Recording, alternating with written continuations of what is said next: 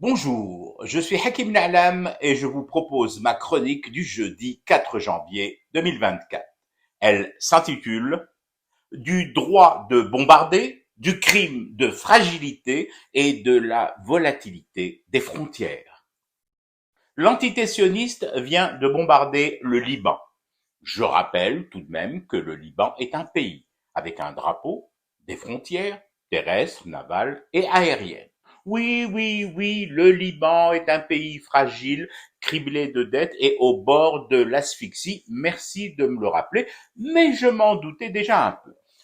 Faut juste qu'on m'explique. Les lois internationales ont-elles à ce point changé qu'il soit possible de bombarder un pays parce qu'il est fragile, criblé de dettes et au bord de l'étouffement économique et politique?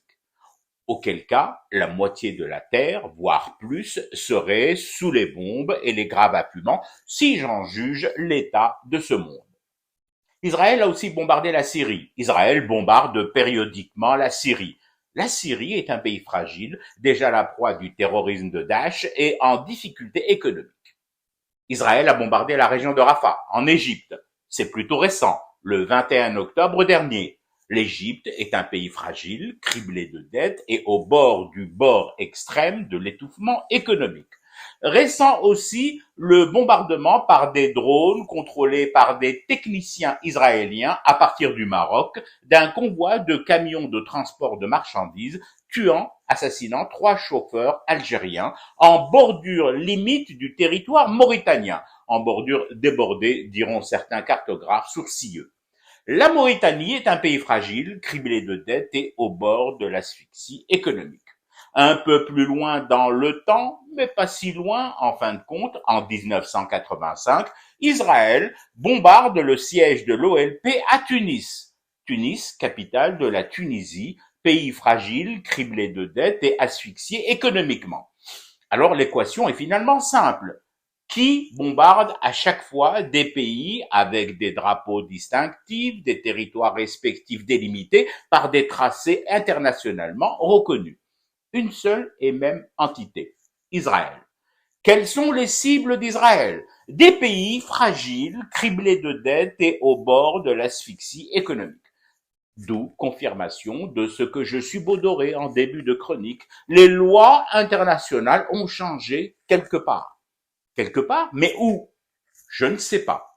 Là où sont pensées, rédigées et édictées des lois gravées sur des tables spécialement conçues à cet effet, je suppose. Qui sont ces gens qui pensent, rédigent et édictent des lois qui permettent à une entité de bombarder des pays souverains, mais fragiles, criblés de dettes et au bord de l'asphyxie économique?